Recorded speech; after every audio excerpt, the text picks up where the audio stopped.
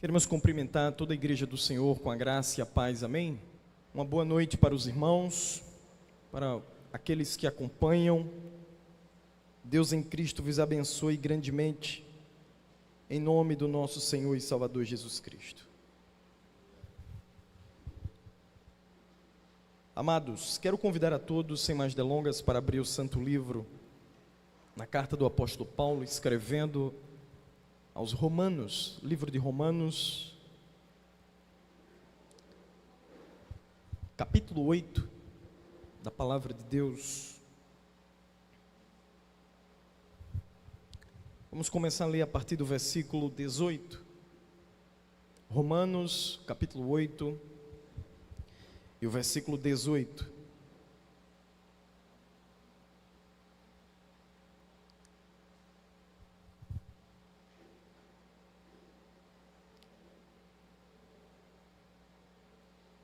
Diz assim a palavra do Senhor: porque para mim tenho por certo que as aflições deste tempo presente não são para comparar com a glória que em nós há de ser revelada.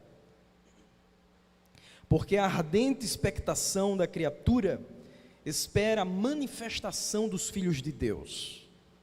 Porque a criação ficou sujeita à vaidade, não por sua vontade, mas por causa do que a sujeitou, na esperança de que também a mesma criatura será liberta da servidão da corrupção para a liberdade da glória dos filhos de Deus. Porque sabemos que toda a criação geme e está juntamente com dores de parto até agora. E não só ela, mas nós mesmos que temos as primícias do Espírito, também gememos em nós mesmos, esperando a adoção, a saber, a redenção do nosso corpo. Porque em esperança fomos salvos. Ora, a esperança que se vê não é esperança, porque o que alguém vê, como também o espera. Mas se esperamos o que não vemos, com paciência o esperamos. Quantos podem dizer amém? Glória ao Senhor Jesus. Irmãos, curve sua cabeça e vamos orar em nome do Senhor. Ó Deus Santo, Pai bendito, oremos a Ti nesse momento, ó Pai, pedindo Tua misericórdia, pedindo nesse momento, ó Senhor, a Tua iluminação sobre nossas mentes. Ó Deus, pedimos que, neste momento, toda a desatenção, toda a irreverência, que haja nos nossos corações, tudo aquilo que tira o nosso foco, a nossa atenção, ó Senhor, venha estar sob o domínio, o controle da Tua graça, que o Senhor venha derramar em nossos corações a Tua graça, para que possamos estar com o coração aberto, ó Deus, para ouvir a Tua palavra. Ó Senhor, que a Tua palavra que é vida, a Tua palavra também que é viva e eficaz, penetrante, como uma espada, Senhor, que vai até a divisão da alma e do espírito, nas juntas e medulas, e pode discernir o pensamento e as intenções do coração do homem. A Tua palavra, ó Deus, que ela venha nessa noite se manifestar com autoridade, com poder, com libertação na vida de todos aqueles aos quais o Senhor venha, Pai, a operar. Eu peço, Senhor, em nome de Jesus, a Tua graça sobre a minha vida. Nos ilumina, Pai, a mente, o coração, para que possamos entender, interpretar, aplicar corretamente a Tua palavra diante do Teu povo. Eu peço, Senhor, em nome de Jesus. Amém. Amados irmãos,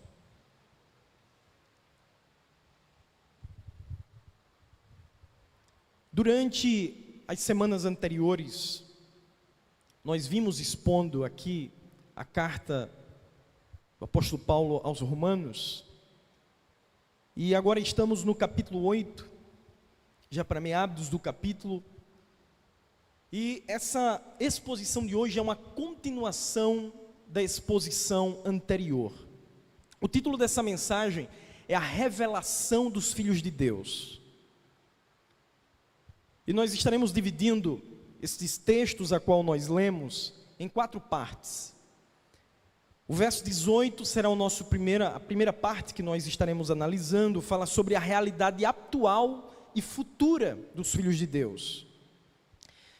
O segundo tópico será sobre a expectativa da criação quanto à revelação dos filhos de Deus. E aí nós estaremos fazendo as leituras do verso 19 ao verso 20, analisando o que a Escritura fala a respeito, o que ensina para nós. O terceiro ponto, nós estaremos vendo sobre a esperança e o gemido da criação. Vai do verso 21 ao verso 22. E por último, o gemido e a esperança dos filhos de Deus, do verso 23 até o verso 24. De forma geral, se nós vermos o verso 17, que foi o último versículo da exposição anterior, e aqui nós estamos continuando nessa exposição de toda a carta, os irmãos podem observar que ele falou sobre a nossa filiação, e ele falou, olha, se nós somos filhos, então somos herdeiros de Deus, e co-herdeiros de Cristo. E ele vai falar que nós padecemos com Cristo, para que com Ele nós sejamos glorificados. Então, daqui por diante, ele começa falando por quê. E esse porquê é como uma explicação que ele vai fazer dos versos que antecederam. Ele vai então embasar os argumentos. Ele vai então provar isto. Porque, amados irmãos, é algo que, às vezes, até mesmo nos nossos dias, pode haver essa indagação. Ora, se somos filhos de Deus, herdeiros do reino, se nascemos de novo, se nós não andamos segundo a carne, porque filho de Deus, nesse sentido bíblico, não é quanto à criação, não é sermos criaturas de Deus, porque todos nós viemos de Deus, mas é se você é uma nova criatura em Cristo Jesus, é se você nasceu de novo, se você tem esse princípio espiritual, esse princípio de vida, que tem todo aquele que crê em Cristo Jesus como o único e suficiente Salvador. É este princípio de vida que nos inclina para as coisas do Espírito e não para as coisas da carne. Então estes filhos de Deus que estaremos falando aqui, não é filho de Deus no sentido de qualquer um que está aqui não pode dizer, eu sou filho de Deus. Bem, analise pela Escritura, eu não posso dizer se você é ou se você não é. As suas obras, as suas ações, as suas inclinações, você pode analisar a sua vida e saber se você, como é a inclinação das suas ações, as obras a quais você fazem, é a força da carne, os desejos, para satisfação pessoal, ou é para a glória de Deus? Ou há alguma preocupação em você com a glória de Deus, com louvor e glória do Senhor Jesus Cristo? Então, por aí você já vai saber se você é ou não um filho de Deus, neste sentido bíblico, de ter sido nascido de novo, e andar segundo o Espírito e não segundo a carne. Portanto, a indagação que aqui se tem é, diante da realidade de que nós somos filhos de Deus, então no tempo presente, como é então que nós sofremos? Como é então que nós passamos por tribulações? Como é então que a mesma coisa que sucede sobre aqueles que não temem a Deus, que nós chamamos de ímpios, pecadores, aqueles que andam segundo a vontade do seu coração, porque a mesma coisa sucede para eles e sucede para os filhos de Deus, como tragédias, estamos suscetíveis à morte, à enfermidade, a dores, à depressão, a sangrar, a cair, a todas as coisas. Portanto, surgiria uma pergunta, ora, filhos de Deus, é só essa a realidade? É só isso mesmo? Será que os filhos de Deus são só esses peregrinos que se reúnem dominicalmente no nome de Jesus e vão para a igreja e têm fé, andam com a Bíblia debaixo do braço? Se resume a isso? São pessoas que frequentam como uma associação religiosa e procuram andar corretamente, é só moralidade? Então, se você está até hoje com esse pensamento, em que na sua mente você acha que os filhos de Deus é apenas os crentes, as pessoas que se reúnem, que vêm para o culto, que vêm para a igreja, né, o povo da Bíblia que segue uma moralidade de princípios, você está equivocado, é muito mais que isso. E é justamente sobre essa revelação de quem são os filhos de Deus e do que eles serão, e os testemunhos que tanto a natureza, a própria criação dá desses filhos de Deus e aguarda essa revelação, é algo impressionante e autoevidente. Portanto, amados irmãos, essa realidade que nós vivemos, ela não é o fim dos filhos de Deus. Essa realidade não termina aqui. Não é um fim em si mesmo. Não concluímos a carreira, mas é apenas o início da jornada. É apenas o início, não o fim. Portanto, é tudo isto que pertence a nós. Ainda que nesse tempo presente isto não está evidente, não está revelado na terra quem nós somos, parece que nós somos iguais em essência, não em conteúdo, porque os filhos de Deus, eles contêm, está neles a palavra de Deus, o Espírito de Deus, eles são diferentes, há uma diferença entre os filhos da luz e aqueles que não há neles luz alguma, aqueles que são os filhos das trevas. Mas a verdade, amados, é que há algo a ser revelado. Há uma esperança, há algo que os cristãos aguardam. Há uma bendita esperança que todos os cristãos estão em grande expectativa. Todo verdadeiro cristão, ele está em uma tremenda de uma expectativa para a revelação daquilo que ele há de ser. Então é sobre essas coisas que nós estaremos então apontando e analisando pela Escritura. Então veja em primeiro lugar a realidade atual em comparação com o futuro dos filhos de Deus. Olha só, o apóstolo Paulo aqui ele faz uma comparação, ele diz, porque eu tenho para mim, ou seja, eu tenho por certo disso, estou certo disso. Ele vai dizer, porque para mim tenho por certo, eu tenho por certeza. Isso não é uma hipótese, isso não é uma possibilidade, mas é uma certeza. Ele fala, eu tenho por certo, eu tenho por convicção. E ele vai dizer, para mim eu tenho por certo, certeza, que as aflições desse tempo presente não são para comparar com as glórias que em nós há de ser revelada. Então ele aqui está colocando, irmãos, como fosse uma balança. Você imagina aqui uma balança, daquelas balanças antigas. Os irmãos, os jovens de hoje, né, os adolescentes não conhecem, né, essas balanças, né? Acho que virou artefato de museu.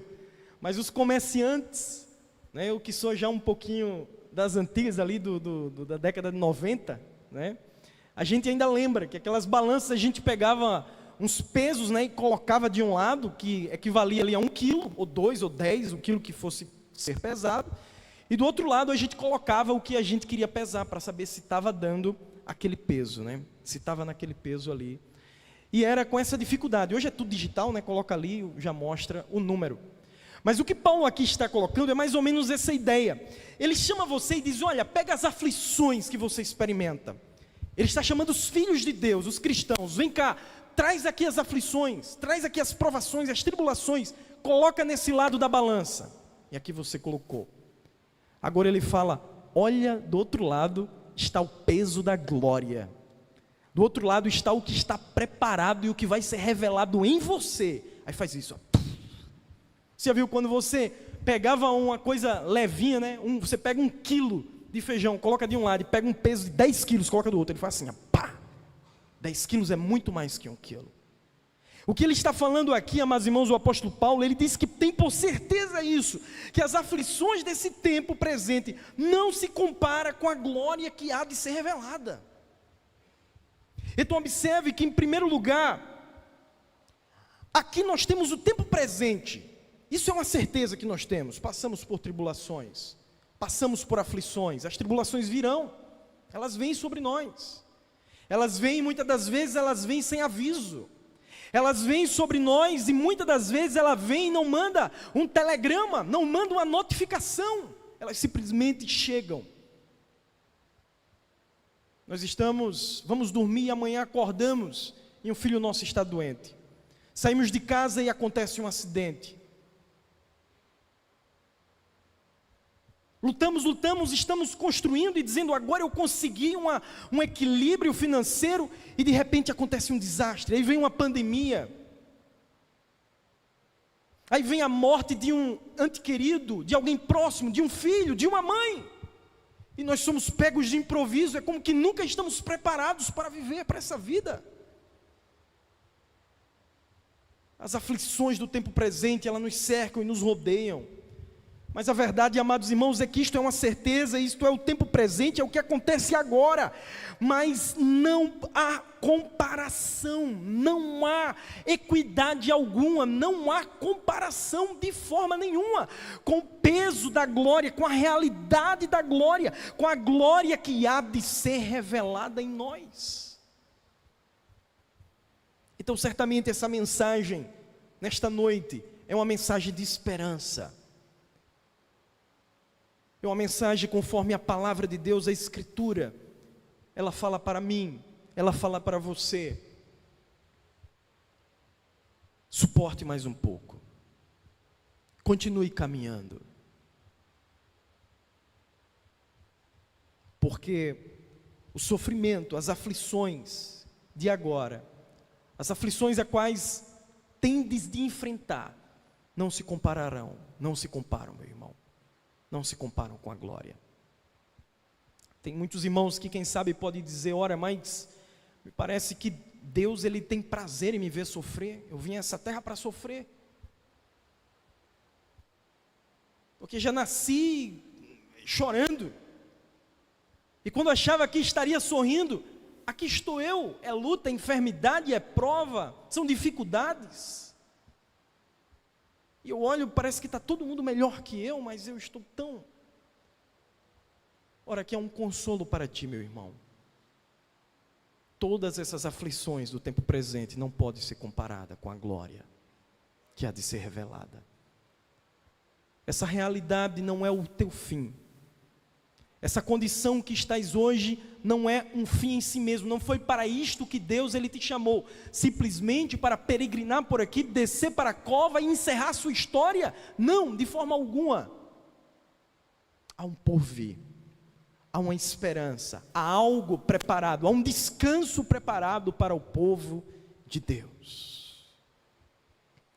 Observe que, se nós analisarmos em Deuteronômio capítulo 8, a começar do versículo 1, nós vamos ver que muitas das vezes há aflições que são impostas por Deus sobre os seus filhos de maneira didática, para ensinar. Se não, observe aqui.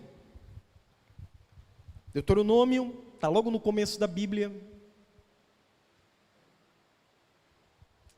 O Pentateuco. Deuteronômio capítulo 8, verso 1 vai dizer: todos os mandamentos que hoje vos ordeno, guardareis para os cumprir, para que vivais e vos multipliqueis, e entreis e possuais a terra que o Senhor jurou a vossos pais. E te lembrarás de todo o caminho pelo qual o Senhor teu Deus te guiou no deserto estes 40 anos, para o que, irmãos? Para te humilhar e te provar, para saber o que estava no teu coração. Olha, vai meditando aí, vá lendo o que a Escritura está dizendo. Olha o que Deus fez. E te deixou ter fome. Quem é que está falando isso aqui, irmãos? Deus. Te deixou ter fome e te sustentou com maná. Aleluia. Que tu não conhecestes, nem teus pais o conheceram, porque na verdade esse maná era o pão vivo, era Cristo. E eles não conheceram, para te dar a entender que o homem não vive só de pão, mas de tudo que sai da boca do Senhor viverá o homem. Nunca se envelheceu a tua roupa sobre ti, nem inchou teus pés nesses 40 anos, sabes, pois, no teu coração, que como um homem castiga seu filho, assim te castiga o Senhor teu Deus. Mas irmãos, de maneira geral, sabe o que este texto aqui ele diz para nós? Selecionei esse texto de forma preciosa, porque aqui é o próprio Deus falando dele mesmo, por meio de Moisés. E ele dizendo: olha, meu povo, o povo dele, o povo de Israel, ele tira o povo dele do Egito e leva esse povo durante 40 anos, eles caminham em círculos no deserto, e Deus os guia, e Deus está dizendo aqui: eu os levei para o deserto para os castigar. Eu os levei para o deserto para os provar. Para quê, irmãos? Para mostrar o que havia nos seus corações. Aqui nós temos alguns princípios. Primeiro, deserto é a escola de Jeová na vida do crente.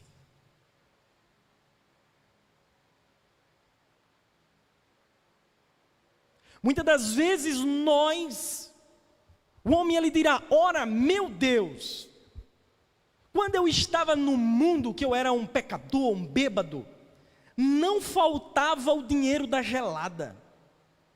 Mas agora que estou caminhando no caminho de Jerusalém, no caminho da santidade, meu Deus, nem R$2 tem no bolso. Desemprego chega à porta, a escassez de pão chega à porta.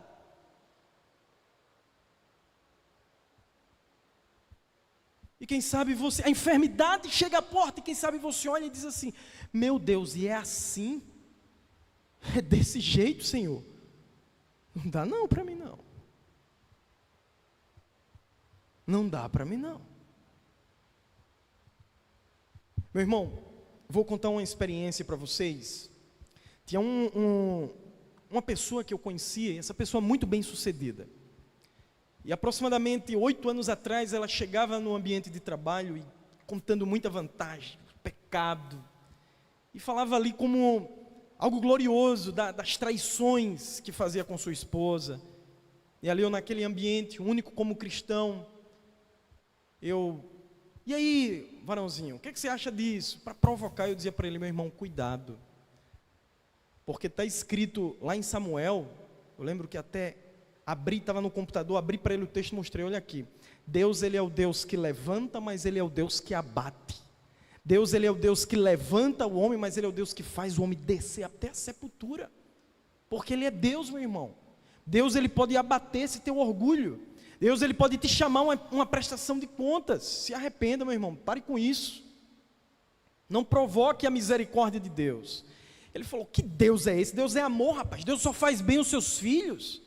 Eu disse: olha o que a Escritura está falando aqui. Deus ele também disciplina. Ele falou: assim, se seu Deus é assim, eu prefiro não acreditar. Deus é amor, rapaz. Deus ele vai estar se importando. Deus ele quer que a gente seja feliz.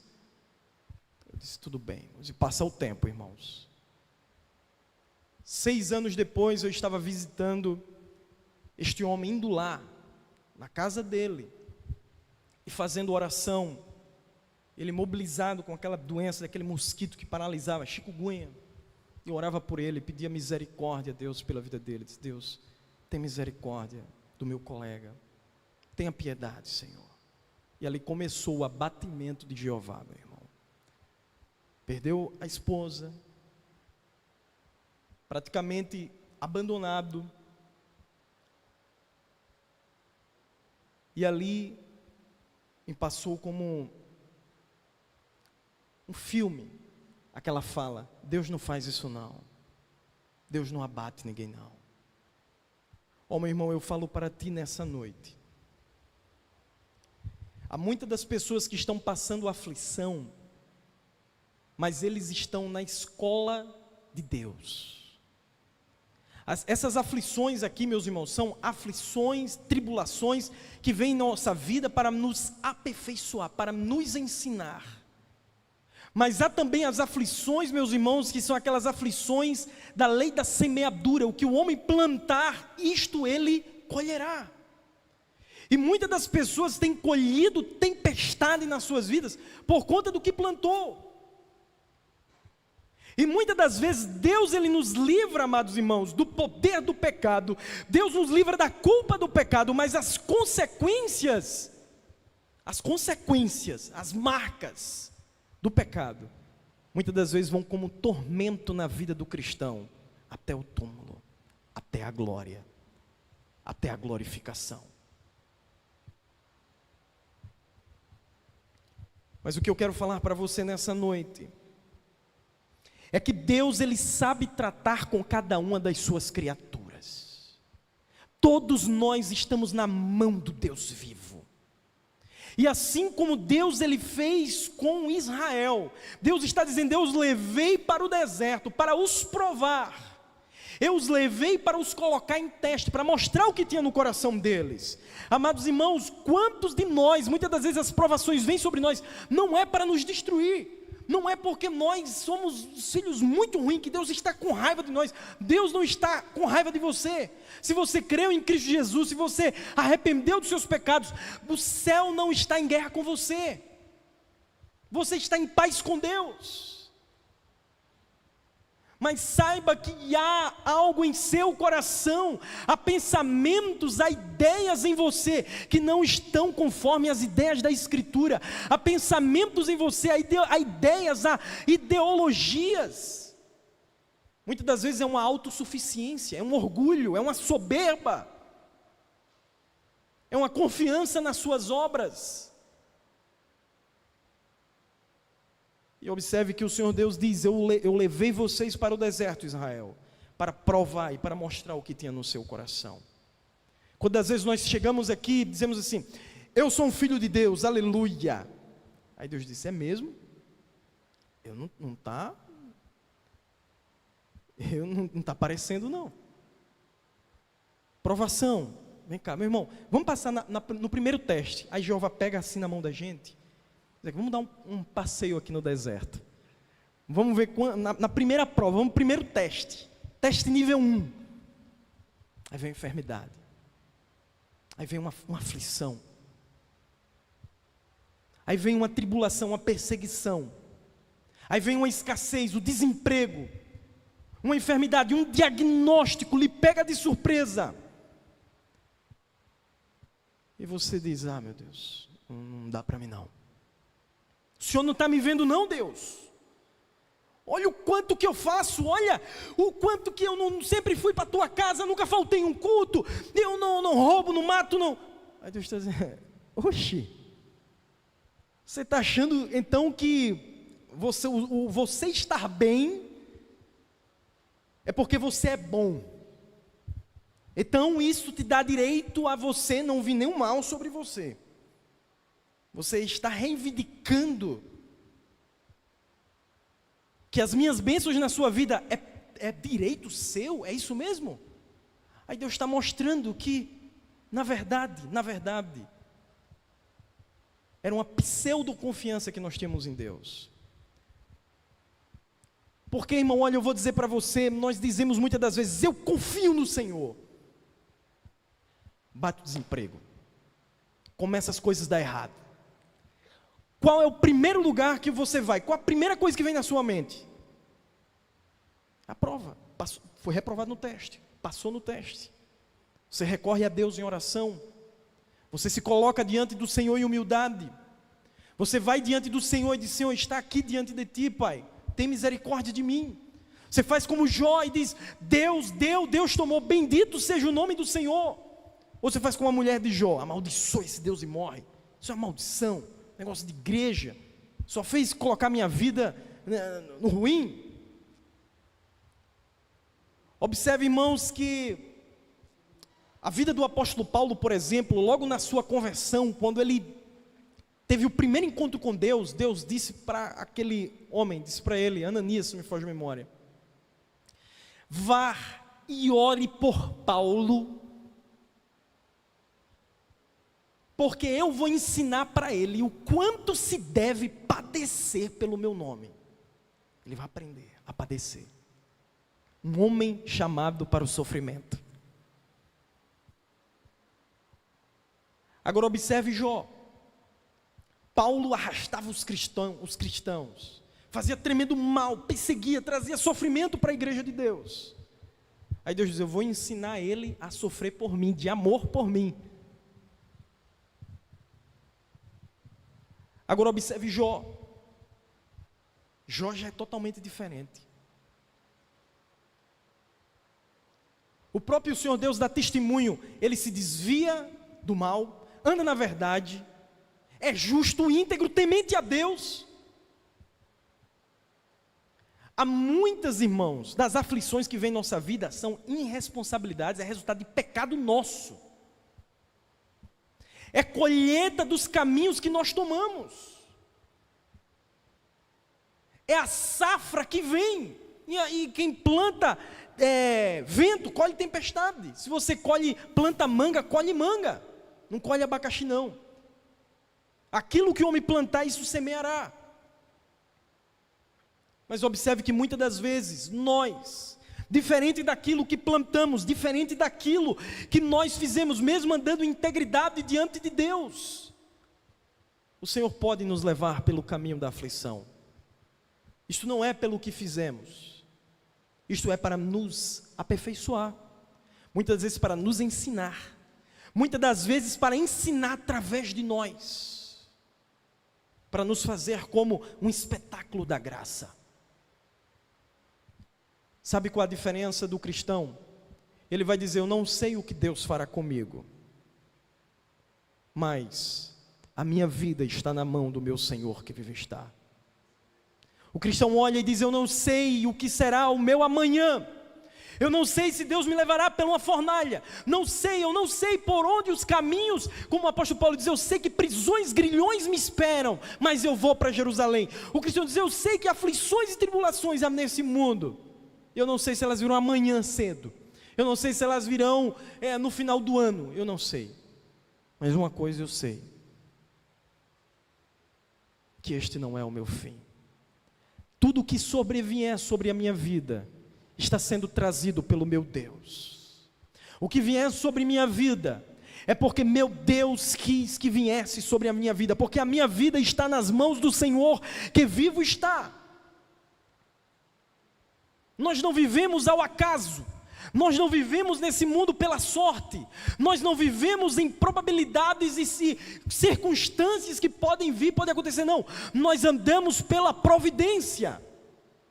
Quando saímos da nossa casa, por isso devemos sair em oração: Deus, minha vida está em tuas mãos, me guarda.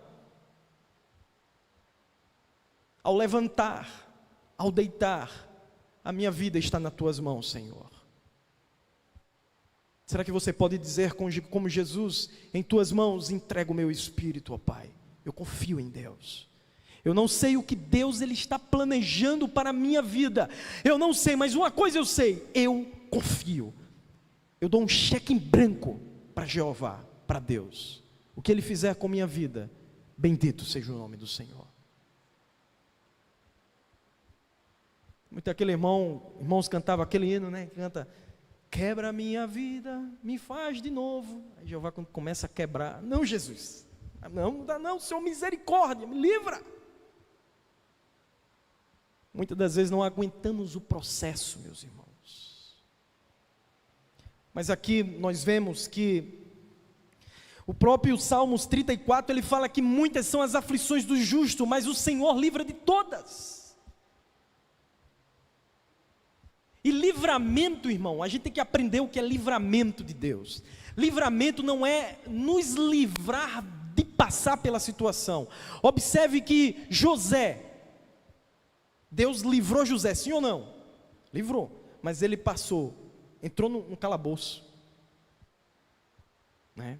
Em uma cova, ficou numa prisão, prisioneiro, mas Deus livrou.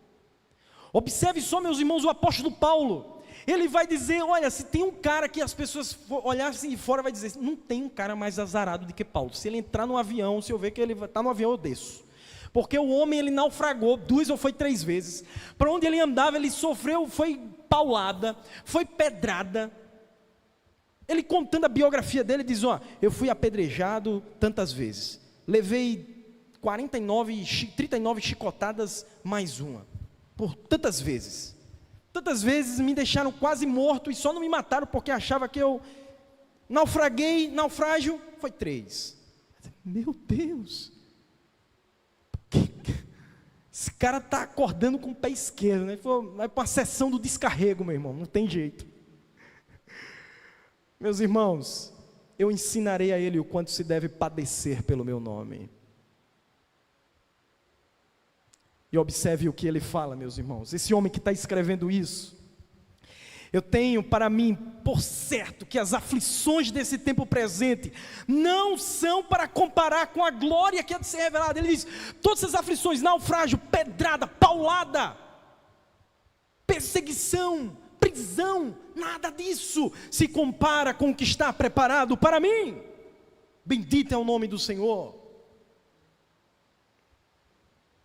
Portanto, observe, irmãos, olha o que a palavra de Deus diz aqui. As aflições, elas resultam para a glória de Deus. Atos 9, 15 e 16. O Senhor, aí o texto diz: disse-lhe porém o Senhor: vai, porque este é para mim um vaso escolhido, eu lhe mostrarei o quanto deve padecer pelo meu nome.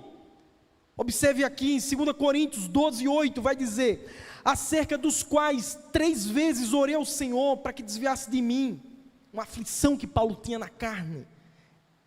E olha a resposta de Deus: a minha graça te basta, porque o meu poder se aperfeiçoa na fraqueza. De boa vontade, pois, me gloriarei nas minhas fraquezas, para que em mim habite o poder de Cristo.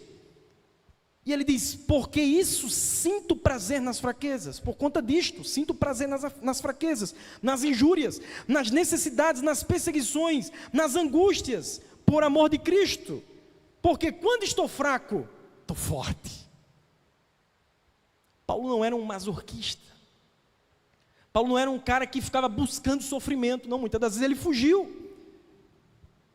Mas o sofrimento o acompanhava. Mas o Senhor o guiava naquelas situações. Mas ele deveria passar por aquelas aflições, porque observe, irmãos, em Hebreus 2:9, o texto vai dizer: porque convinha que aquele para quem são todas as coisas, e mediante que tudo existe, trazendo muitos filhos à glória, consagrasse pelas aflições o príncipe da salvação deles. Deus consagrou Jesus pelas aflições. Venha cá, venha ver o seu Senhor, o Rei do Universo, venha ver Ele encarnado, em carne. Observe aquele jardim no Getsêmani. Observe, Ele está orando, já fazem 2 horas, já fazem 3 horas. Olha Ele orando. E Ele geme, Ele suplica, Ele roga a Deus: ó Pai, se possível, passa de mim esse cálice. Observe, do seu rosto está jorrando sangue, gotas de sangue, o suor está se transformando em sangue. Olha as aflições que Ele está padecendo. Agora vejam, sendo preso, algema sendo colocada em suas mãos. Observe ele saindo daquele jardim e sendo cuspido. Observe tirando a roupa dele e batendo com uma cana em sua cabeça. Observe, uma coroa de espinho agora está sendo colocada sobre ele.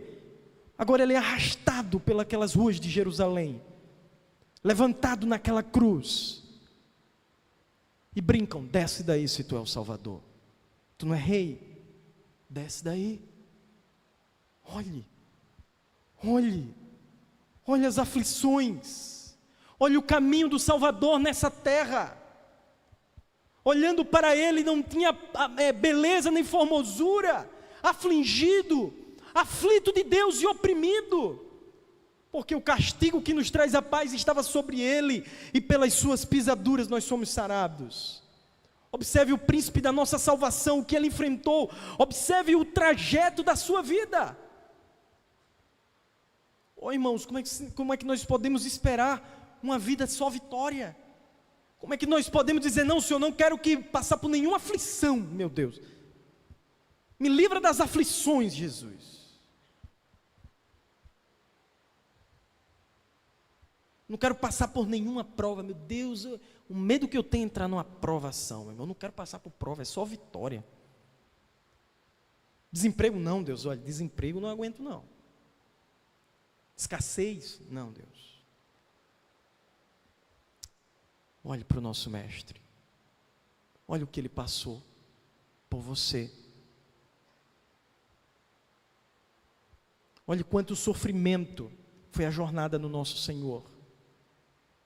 Se Ele, sendo o Senhor, Deus, Criador de todas as coisas, suportou tamanha afronta, suportou tamanhos sofrimentos, tamanha vergonha, porque ele tinha em vista. Lá em Isaías 53 fala que ele tinha em vista a recompensa, ele olhava adiante, é como que Jesus estava ali, cada paulada que dava, ele olhava você salvo, ele olhava você na glória, cada cuspida, cada empurrão, ele olhava e via você ao lado dele, ele via você naquelas ruas de ouro, ele via você na glória, glorificado, ele via você salvo do pecado, da condenação, do inferno, e ele diz: vale a pena, vou cumprir a missão, seja feita a tua vontade, ó Deus.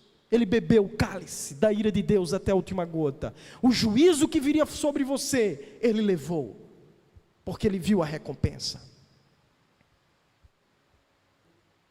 Da mesma forma, o cristão está aqui nessa vida, ele olha para esse corpo, ele diz: meu Deus, está falhando, mas bendito seja o nome do Senhor. Tomei guaraná demais, não fiz exercícios, ou então a doença me sobreveio.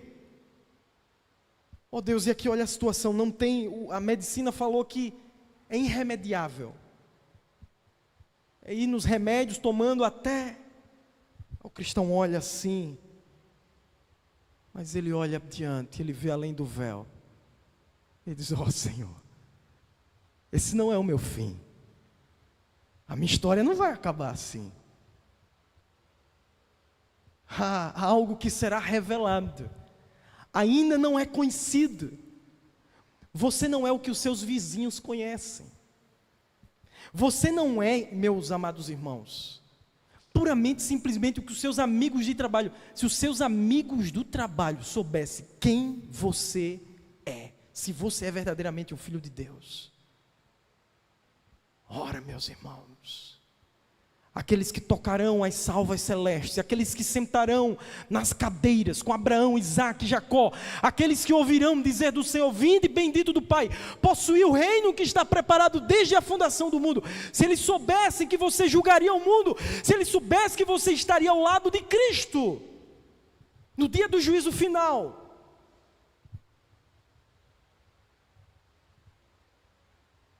Mas agora é um faxineiro, agora é um torneiro, é um mecânico, é um ajudante, é aquela irmã, aquela irmãzinha, aquela irmã que não conseguiu desenvolver a leitura, os estudos. Veja, é uma simples irmã. As pessoas olham e dizem: coitadinha, eu tenho pena dele, eu tenho pena dela. Ora, você não sabe o que você está vendo, você não sabe o que você está olhando. Esse cristão, ele não é o que ele aparenta ser. Ainda será revelado quem ele há de ser. E este mundo irá vibrar. Este mundo, quando todo joelho se dobrar e toda língua confessar que Jesus é o Senhor, para a glória do Deus Pai, verdadeiramente verão o espetáculo da graça, verão não uma irmãzinha frágil, verão não aquele irmãozinho, aquele ajudante, aquele funcionário, aquele cooperador da terra. Não, verão um dos servos de Jeová. E quanto maior o serviço na terra, quanto mais, irmãos, olha como o reino de Deus é o inverso, porque numa empresa, quanto mais você se destaca, né, maior é a patente na empresa, é a promoção, né? Mas no reino de Deus, o Senhor Jesus disse que os primeiros vai ser os últimos os primeiros. Quem é menor vai ser o maior, quem é o maior lá vai ser o menor. Oh, meu irmão, se você é o menorzinho, o mais pequenininho, você não sabe, não se compara o peso das aflições de agora com a glória do que há de se revelar em você. Esse mundo ficará de boca aberta, vai dizer: aquela irmãzinha, aquele irmão, eu não acredito nisso que eu estou vendo.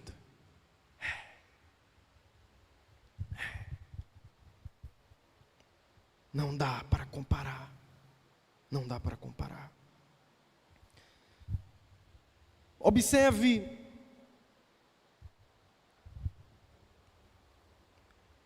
no verso 19 é dito: porque a ardente expectação da criatura espera a manifestação dos filhos de Deus. Porque a criação ficou sujeita à vaidade, não por sua vontade, mas por causa do que a sujeitou. E aqui, amados irmãos, nós temos o segundo tópico, que é a expectativa da criação quanto à revelação dos filhos de Deus. Cadê essa revelação? Eles vão se revelar quando? Porque até agora o que nós vemos são comedor de feijão e farinha. É o funcionário, é a irmãzinha. Irmãozinho. E quando vai ser a revelação? Quando é que vai ser? Observe, há uma expectativa na criação quanto a essa revelação. E o texto vai dizer, há uma ardente expectação. Essa palavra ardente expectação, na verdade, é uma palavra no grego que se usava para dizer assim, a pessoa quando estava com o pescoço esticado. É como a pessoa estava assim para olhar algo. Imagine que algo está de lado assim, você está esticando para olhar assim, ó. O que é aquilo? Deixa eu esticar aqui para ver. Esticar o pescoço assim, para olhar, para ampliar. Pescoço esticado. Ele está dizendo que a criatura, ela espera, e essa palavra esperar também é uma espera ansiosa, uma alta expectativa de um determinado acontecimento. Então a natureza, ela está como a criação de Deus, ela está como que com o pescoço esticado, esperando, ela está na expectativa para esperar a aparição dos filhos de Deus, para olhar a revelação dos filhos de Deus. Irmãos, não existe um lançamento mais impactante e mais aguardado do que esse. Não, irmãos. E certamente, quando se tem o nascimento de um filho, os pais ficam na expectativa. Oh, que expectativa! Nosso irmão Marcel, por essa semana mesmo, teve o filho e foi expectativa, 9 meses se preparando, aguardando, estava, imagine, para ver o menino, e ele estava ali, eu quero ver, mas enquanto não nascia, havia uma expectativa, e para os pais, é uma ardente expectativa, como será? Como é isso? E aqui o texto está dizendo que há uma ardente expectação, há uma expectativa, eles estão com o pescoço esticado, a criação, ela quer ver. A criação, ela quer ver, meus irmãos, a aparição dos filhos de Deus, a revelação dos filhos de Deus. Observe que em 1 Pedro 1,12 vai dizer: a eles foi revelado que estavam ministrando não para si próprios, mas para vocês, quando falavam das coisas que agora lhes são anunciadas, por meio daqueles que pregam o Evangelho pelo Espírito Santo enviado do céu, coisas que até os anjos anseiam observar. Observe que esse anseio dos anjos, tem muita gente que pega esse texto aqui e diz, aqui, os anjos ansiavam pregar. Não tem nada a ver de pregar aqui, nem a palavra pregar tem aqui. O texto está falando de fato sobre a pregação do Evangelho, a salvação das almas por meio da pregação do Evangelho, mas o texto está dizendo que por meio dessa pregação que foi enviada dos céus, por meio do Espírito Santo, que era pregado pelos apóstolos, que ia salvando as almas, os anjos, eles ansiavam observar, eles tinham prazer em observar, eles olhavam e diziam, uau, há uma expectativa dos anjos, há uma observação dos anjos, no desenrolar da salvação dos homens, na medida em que o Evangelho progride, aqueles anjos que olhavam, que diziam, quem é esse Rei da Glória? Levante-se portas e portais eternos, Cristo falava, e os anjos perguntavam, quem é esse Rei da Glória, que se atreve a chegar aqui, diante da morada celestial? E alguém disse para eles, esse é o valente, forte, poderoso na batalha, ele é o Rei da Glória. Ele volta da batalha, ele volta vencedor. E agora os anjos estão observando, olha os frutos, olha as almas sendo salvas. Os anjos, eles olham, eles estão observando o progresso do Evangelho. Mas o texto aqui que está dizendo, não se refere a estes anjos, nem aos demônios, nem aos ímpios. mas vai nos mostrar o contexto, amados irmãos, que essa criação que está nessa expectativa, acertadamente é a natureza inanimada. A natureza. Isto pelos versos que irão suceder, que nós veremos isto aqui. Observe que ele vai dizer, porque a criação ficou sujeita à vaidade. E aí ele diz, olha, há uma ardente expectativa na criação. E ele vai explicar, por que a criação está nessa expectativa? Por que eles estão assim? Ele vai dizer, olha, eles estão assim porque ela ficou sujeita à vaidade. Então, primeiro, os anjos não estão sujeitos à vaidade. Os anjos de Deus. Satanás também não, porque ele não será liberto. E os ímpios também não. Então, essa criação que está sujeita e será liberta, como nós veremos nos versos posteriores, só pode dizer respeito à criação inanimada, à natureza das obras das mãos de Deus. Observe o texto. Ele vai dizer, porque a criação ficou sujeita não por sua vontade, mas por causa do que a sujeitou. Então ele está dizendo que a criação, irmãos, ela ficou submissa, ela se submeteu a uma ordem que alguém deu. E o texto diz, o que a sujeitou? Alguma coisa, algo sujeitou a criação. E o que foi essa sujeição? Foi a maldição de Deus sobre a terra, sobre o cosmos. Observe Gênesis 3:17. E Deus disse a Adão, portanto, destes ouvido a voz da mulher, e comeste da árvore que te ordenei, dizendo, não comerás dela. Maldita é a terra por causa de ti. Com dor comerás dela todos os dias da tua vida. Espinhos e cardos também te produzirá. Comerás a erva do campo. Do suor do teu rosto comerás o teu pão, até que tornes a terra, porque dela fostes tomado, porque és pó, e em pó te tornarás. Aqui está a sentença.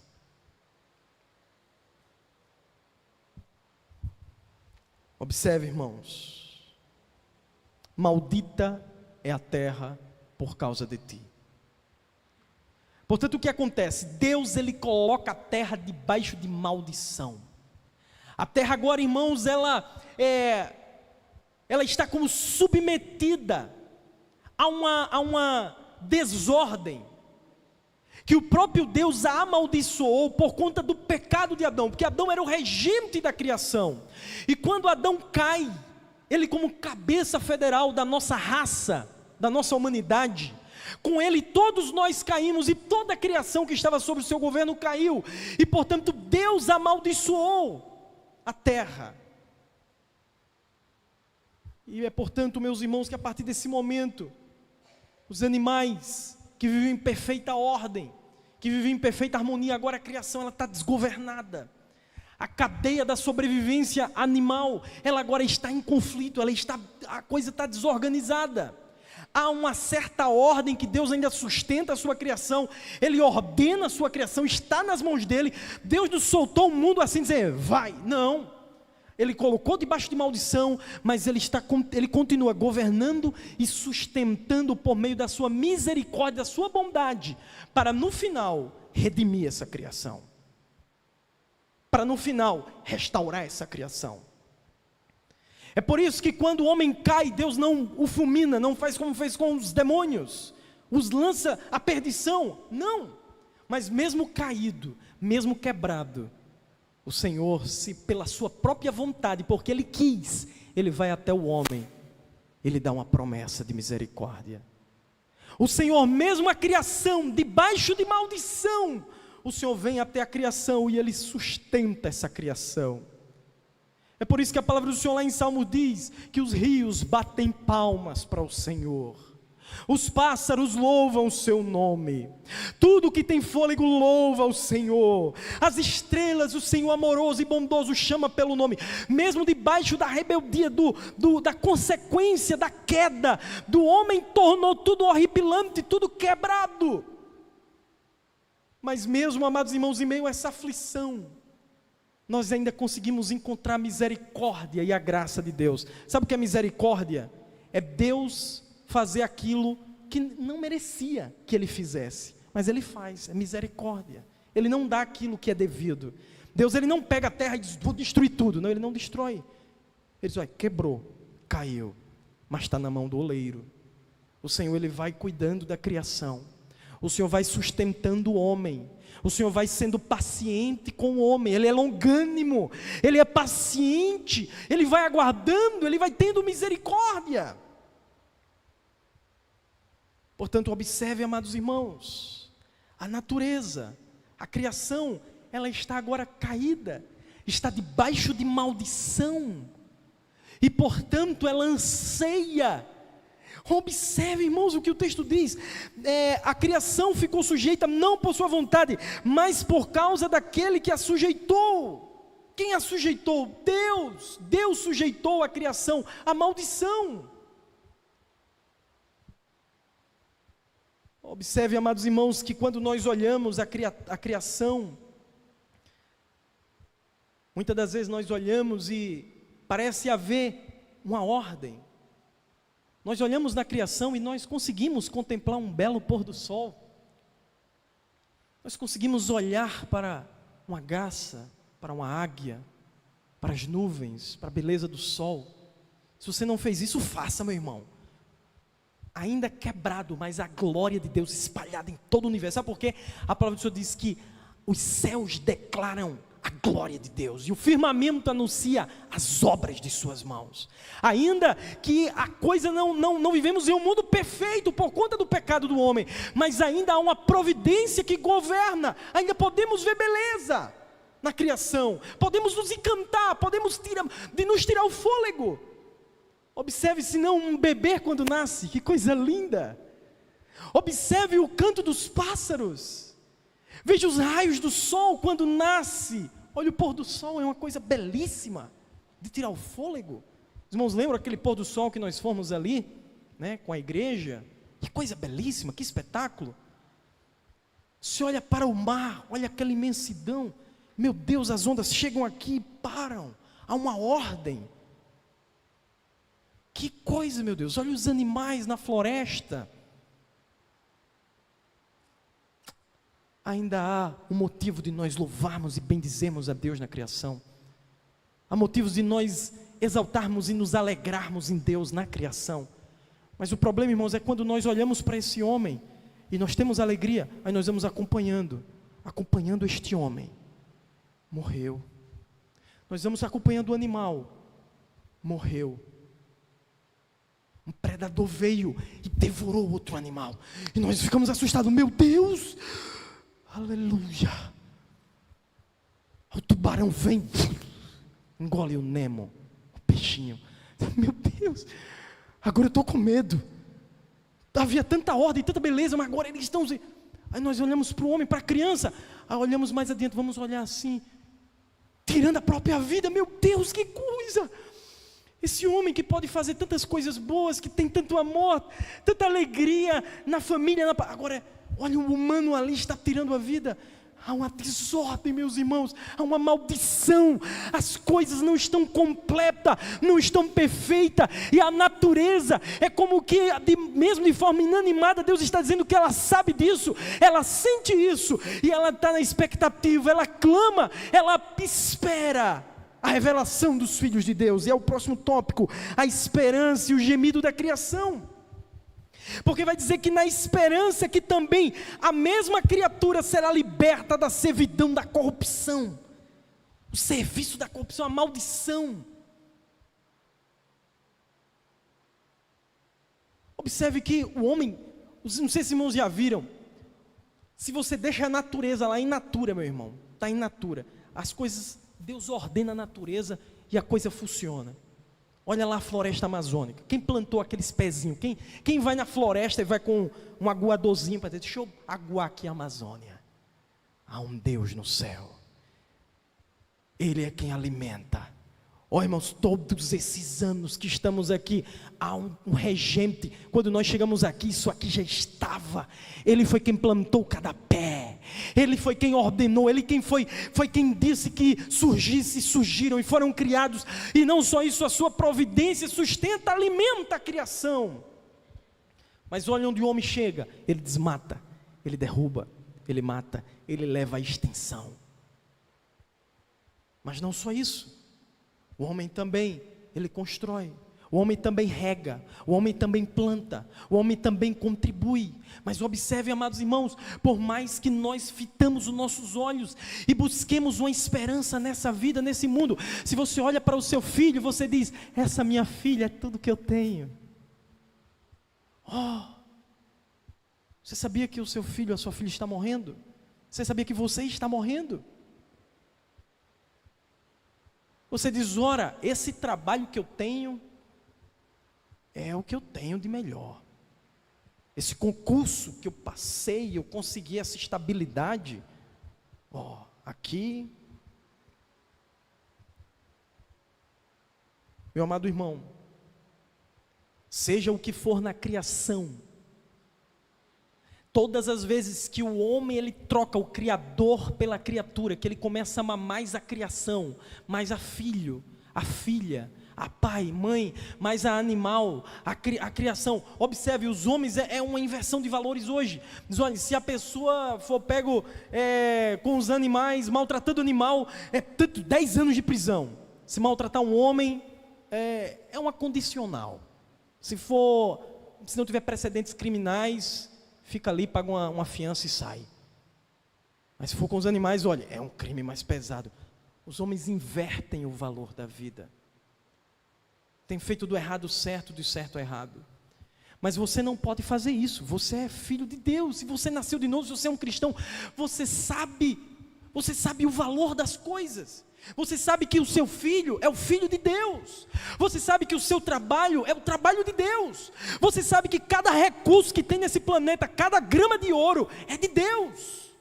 Você sabe que cada ferro, cada tijolo, cada pó da terra é de Deus. Em tudo nessa criação, até nas pedras, há o lacre de dizendo, pertence a Deus. Deus diz, é meu, porque foi eu que criei. Você não criou nada, meu irmão. Você consegue trazer as coisas do nada? Chega no vácuo e diz assim, ó, carro, eu te crio, apareça. Ou então vá, borracha, seja gerada, que eu vou formar um pneu. Não, você vai na natureza. Você vai pegar os recursos de quem? De Deus. O seu filho é o filho de Deus. O seu trabalho é o trabalho de Deus. O seu corpo é o corpo de Deus. A sua família é a família de Deus. Tudo é de Deus, meu irmão. Quanto antes você aprender isso, melhor será para você. Te poupará de sofrimento. Porque essas coisas irão escorregar pelos teus dedos. Você já chegou mais tarde, pega o dedo, pega a mão, fecha e bota água e segura, irmão. Não deixa soltar não, irmão. Ó, irmão, bota força, segura. Enche tua mão de água e não deixa esvaziar não, irmão. Vê se você consegue. Você não consegue, meu irmão. Vai escapar. Você vai ver que vai começar pingando. E vai pingando. Você não pode reter a sua vida. Nós não somos nada, irmão, somos aqui passageiros, estamos de passagem. Portanto, devemos render graças ao Senhor, que é bendito eternamente, amém. Devemos ter essa esperança na glória e não na criação, porque a criação está gemendo para se libertar dos pecadores, para se libertar da maldição por conta dos pecadores. E observe, irmãos, mesmo a criação, debaixo de maldição, por nossa causa, Deus ordenou e disse, enquanto houver terra, não vai deixar de haver inverno, primavera, outono, verão, não vai deixar de crescer, nascer, germinar, não vai. Por quê? Porque há a providência de Deus que sustenta todas as coisas. Há um Deus que sustenta a sua criação. Portanto, observe, amados, essa criação, então, o texto vai dizer, ela geme, e está com dores de parto até agora. Então nós temos aqui o primeiro gemido, o gemido da criação. Depois a gente vai ver o segundo gemido, que é o gemido dos filhos de Deus. E na próxima exposição veremos o terceiro gemido, que é o gemido do Espírito Santo. Esses três personagens, eles se juntam, os filhos de Deus, a criação e o Espírito Santo, e eles gemem. Observe então o gemido da criação. O gemido da criação é como quem está com dores de parto. Ela geme. Ela geme para que ela seja liberta da servidão da corrupção. Observe o que os homens fazem com a criação. Pega, faz bombas atômicas. Pega a criação e faz armas. Pega a criação e faz drogas. Olha só, meus irmãos. Aquilo que foi criado para o bem, aquilo que foi criado para a glória de Deus, os homens usam para a corrupção. Os homens usam para destruição em massa. A natureza, ela geme pela libertação. Ela geme para a liberdade da glória dos filhos de Deus. Olha só, ela será liberta da servidão da corrupção para a liberdade, ou seja, ela tomará parte nessa glória dos filhos de Deus, nessa libertação. Só que ela está gemendo, como quem está com dores de parto. Irmãos, quando nós vemos tsunamis, quando nós vemos essas tremendas trovoadas, em que chove e inunda tudo, o que é isso, irmãos? Irmãos, uma mulher quando está para ter a luz, as irmãs sabem, acompanhei minha esposa, cada momento, e as contrações elas começam, irmão, quando chega ali na semana X, né, as contrações começam. Só que essas dores, elas não começam a partir dali, foi a primeira dor, não. Vá lá nos 6 meses, os 3 meses já começam um incomodozinho, uma cólica, aí vai 6 meses, 7 meses, e a intensidade começa. 8 meses, a intensidade começa. 9 meses, últimas semanas, meu irmão, aí não dá para aguentar mais, são dores terríveis. Mas observe que esse gemido, como quem está para dar a luz, não fala que a criação ela geme, não é um gemido, amados irmãos, do desespero, não é um gemido de tristeza, é um gemido de expectativa, é um gemido de esperança. É um gemido, bendito é o nome do Senhor, como a mulher, por exemplo, quando ela se esforça, mesmo com toda a dor, que aquele filho está ali para nascer, mas ela sabe que após as dores, ela estará em seus braços com um belo menino. Ela sabe que essas dores estão tão intensas, mas é por conta do nascimento. A criação ela sente, a criação ela sabe que essa intensidade, irmãos, e cada vez mais terremotos em vários lugares, furacões, tufões. Observe aqui, vamos comigo, Lucas 21, abra comigo, Lucas 21, 25. Lucas 21, 25. Observe aqui que ele está usando uma linguagem personificada para atribuir à natureza sentimentos de pessoas.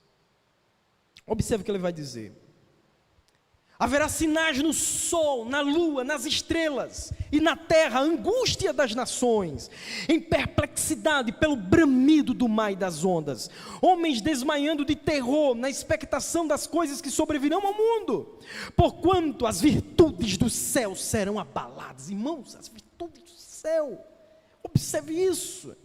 E então verão o Filho do Homem numa nuvem, com poder e grande glória. Ora, quando todas essas coisas começarem a acontecer, olhai para cima, levantai vossas cabeças, porque a vossa redenção está próxima. Olha o que Jesus disse: olhai para a figueira e para todas as árvores, quando já tem rebento, vocês sabem que sabe por vós mesmos, que está perto o verão. Assim também quando vós vides acontecer essas coisas, sabeis que o reino de Deus está perto. Observe, amados irmãos,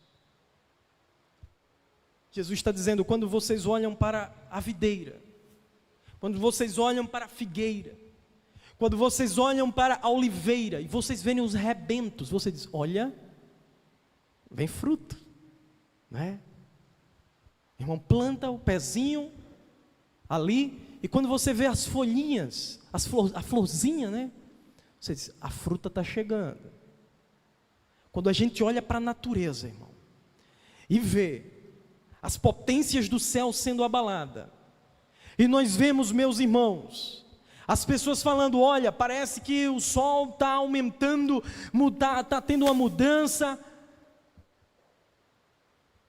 olha só, parece as geleiras estão derretendo, aquecimento global, e é tanta coisa que os homens eles falam, e tsunamis, terremotos, maremotos, e um homem pode me dizer assim, certo, mas isso sempre aconteceu, sempre, certo irmão, sempre ocorreram, porque são as dores de parto.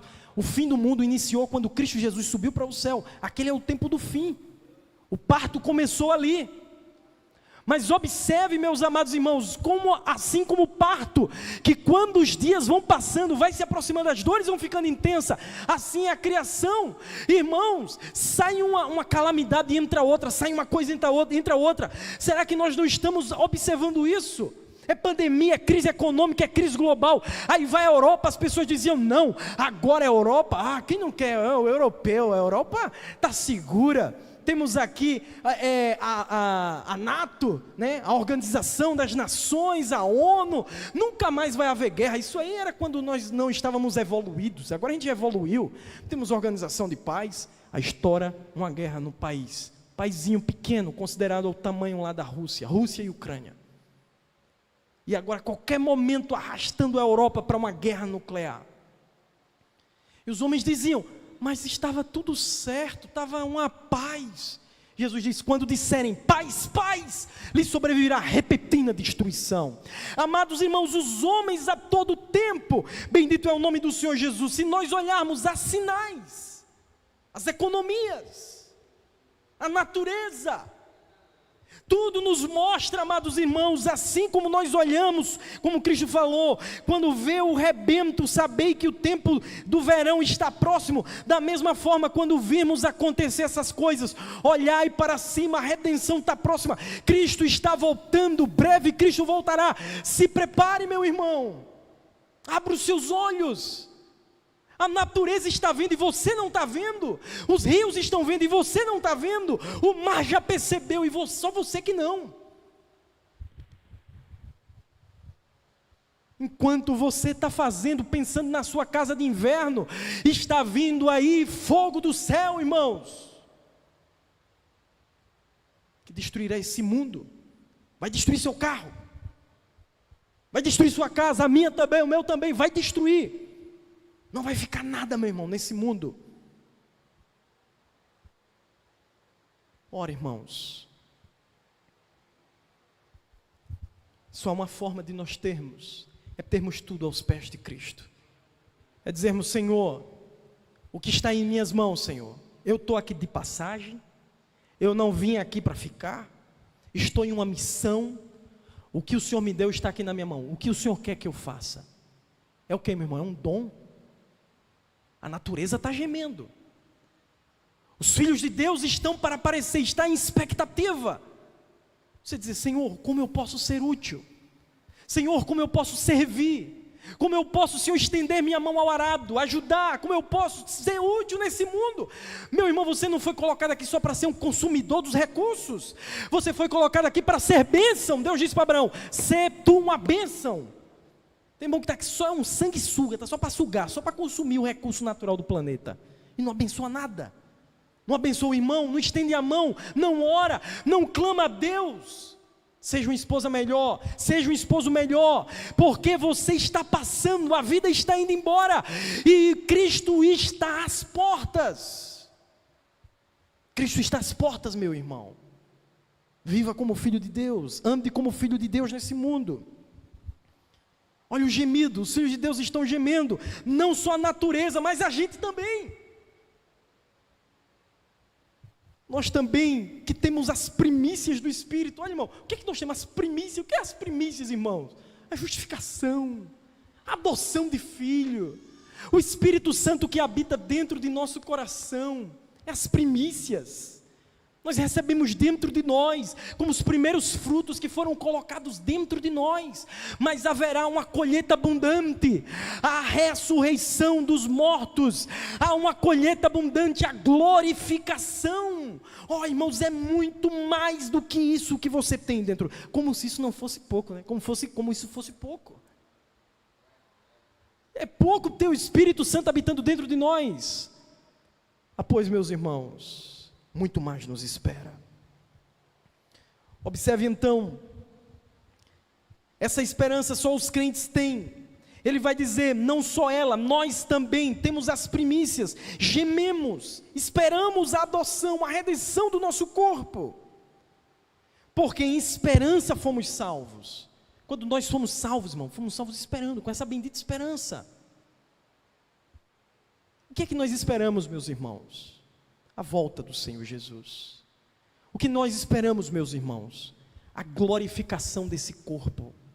É isso que nós esperamos. O que é que nós esperamos? Olha o que o texto diz, leia comigo. Porque em esperança fomos salvos. E ele vai dizer, nós gememos em nós mesmos, esperando a adoção, a saber, a redenção do nosso corpo. Porque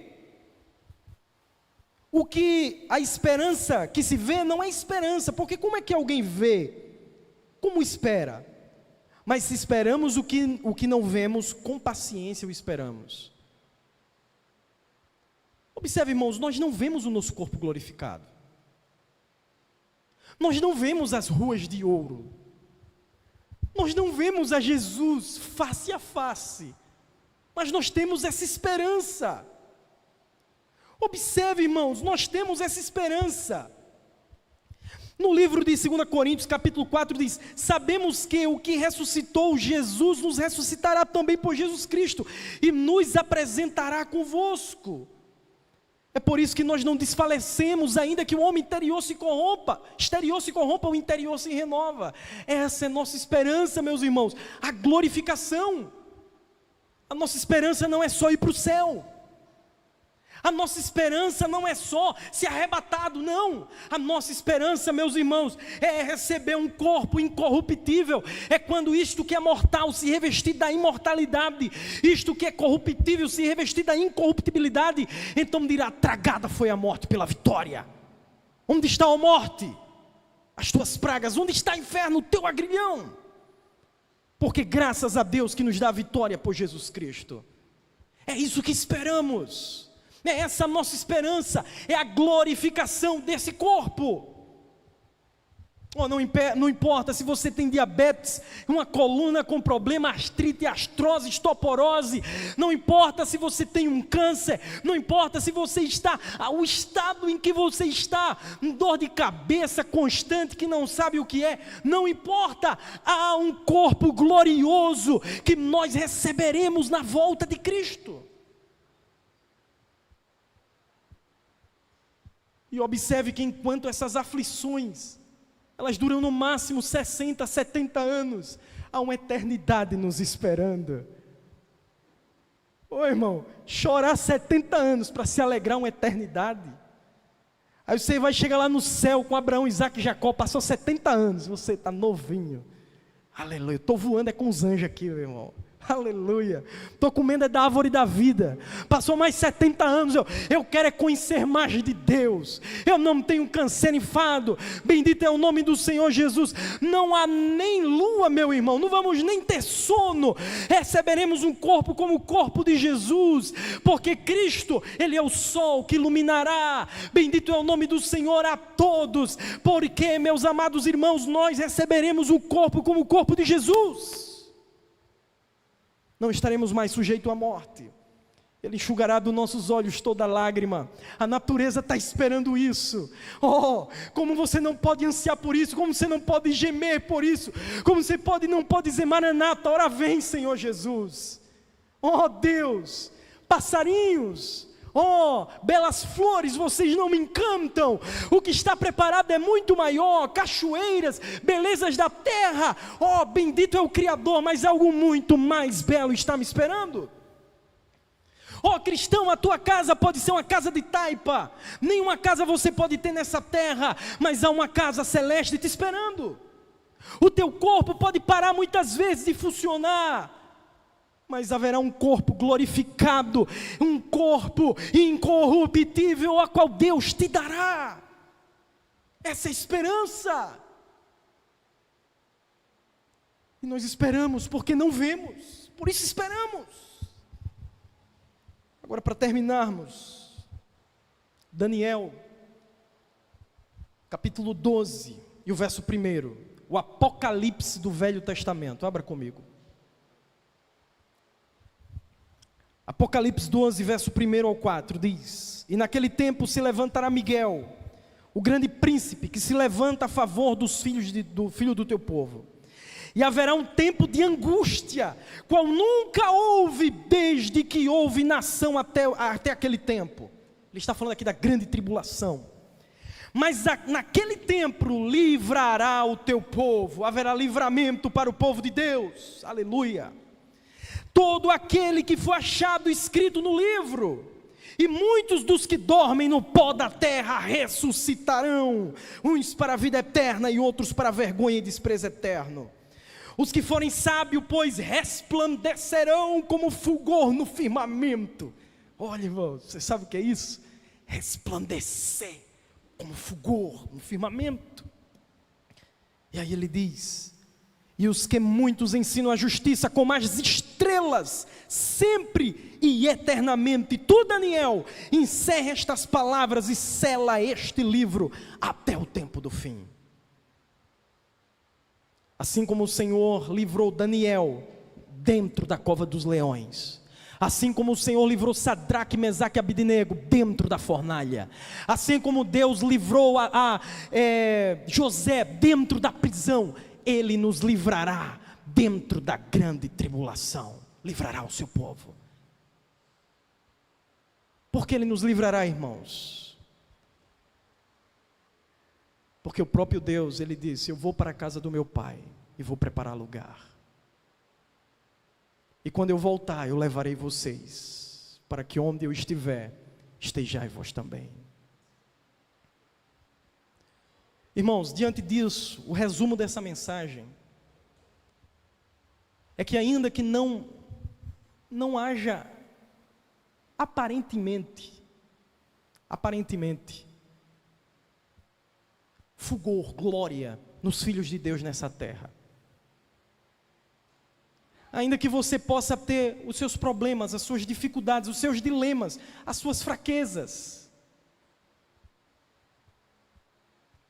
mas olha essa esperança, meu irmão, que está preparado. Olha o que a palavra de Deus ela nos apresenta. Observe, meus irmãos, que no final o mal será vencido, o mal será eliminado do mundo. Leia Apocalipse 21, leia Apocalipse 20, leia Apocalipse 19.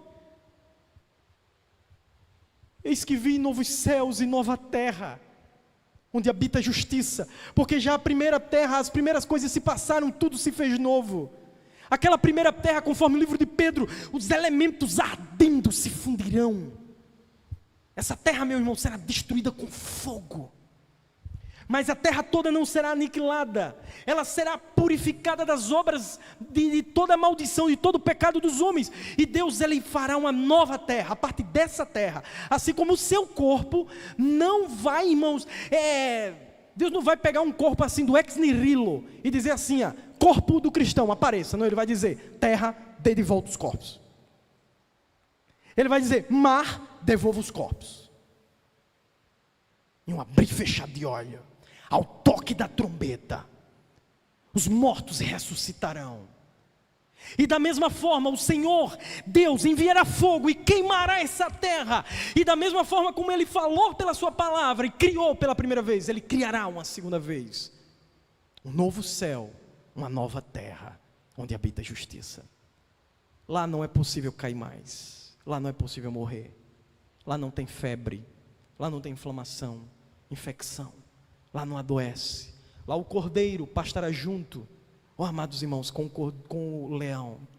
Lá, meus amados irmãos, não haverá armas. Lá o sol iluminará todos, o sol do esplendor da face de Deus. Meus irmãos, as ruas são de ouro e de cristal. Meus irmãos, lá não há mal. Essa sua mente fraca, esse seu corpo que envelhece, esse seu cérebro que fica trazendo essas memórias, essas lembranças do pecado e te aflige.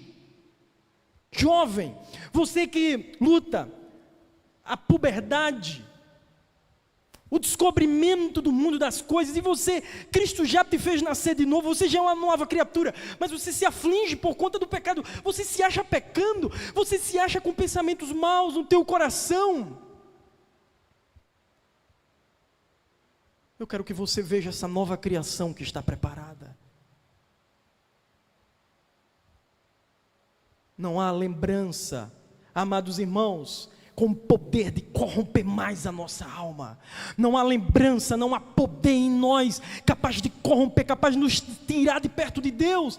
Aqueles momentos certamente de oração, quem aqui já não teve um momento de oração que parece que o céu ia descer? Alegria do coração, gozo na alma. Oh Deus, como é bom sentir a alegria do céu, o refrigério da alma. Mas aí, a mente, o corpo cansado, já não tem força de orar.